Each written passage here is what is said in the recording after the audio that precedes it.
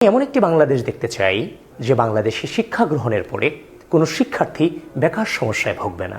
আমরা দেখতে পাচ্ছি বাংলাদেশ জাতীয়তাবাদী দল বিএনপি তার রাষ্ট্র কাঠামো মেরামতের যে পলিসিগুলো আমাদের সামনে নিয়ে এসেছে, সেখানে শিক্ষা ব্যবস্থায় তারা ওয়ান টিচার ওয়ান ট্যাব পলিসিকে গ্রহণ করেছে, যেটার মধ্য দিয়ে গ্রাম এবং শহরের প্রতিটি শিক্ষক একজন আরেকজনের সাথে কানেক্টেড থেকে শিক্ষা ব্যবস্থায় ভূমিকা রাখবেন।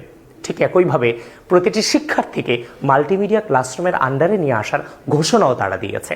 নতুন একটি সৃজনশীল চ্যাপ্টার শিক্ষা ব্যবস্থায় নিয়ে আসা হচ্ছে, যেটা হচ্ছে লার্নিং উইথ হ্যাপিনেস, যেটার মধ্য দিয়ে শিক্ষার্থীরা সৃজনশীলতার একটি নতুন মাত্রা উপহার পাবে। প্রিয় বন্ধুগণ, আমরা আরও দেখতে পাচ্ছি বিএনপি তার পলিসিতে ক্লাস 6 থেকে প্রতিটি শিক্ষার্থীর জন্য কারিগরি শিক্ষাকে বাধ্যতামূলক করবে। ঠিক একইভাবে ক্লাস 6 থেকে প্রতিটি শিক্ষার্থীর জন্য তৃতীয় ভাষা শিক্ষাকেও তারা বাধ্যতামূলক করবে, এবং ক্লাস 4 থেকে প্রতিটি শিক্ষার্থীর জন্য ক্রীড়াকে বাধ্যতামূলক করা হবে। একইভাবে বিএনপি তার পলিসিতে ক্রীড়াকে প্রফেশন হিসেবে মর্যাদা দেওয়ার ঘোষণা দিয়েছে।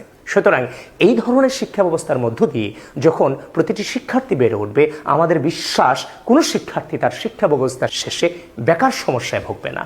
প্রিয় বন্ধুগণ, বর্তমান যে কর্মসংস্থানজনিত বেকার সমস্যা আছে বাংলাদেশে, সেটাকে সমাধান করবার জন্য বিএনপি যে শিক্ষা ব্যবস্থা সহ যে পলিসিগুলো হাত দিয়েছে, সেই পলিসিগুলো বাস্তবায়ন করবার জন্য যে লোকবলটা প্রয়োজন হবে, সেটাকে যদি আমরা যথাযথভাবে প্রয়োগ করতে পারি, আমাদের কর্মসংস্থানজনিত যে সমস্যাটা বর্তমানে আছে সেটারও সমাধান হবে। সুতরাং এভাবেই আমরা একটি সমৃদ্ধ বাংলাদেশের পথে এগিয়ে যাব।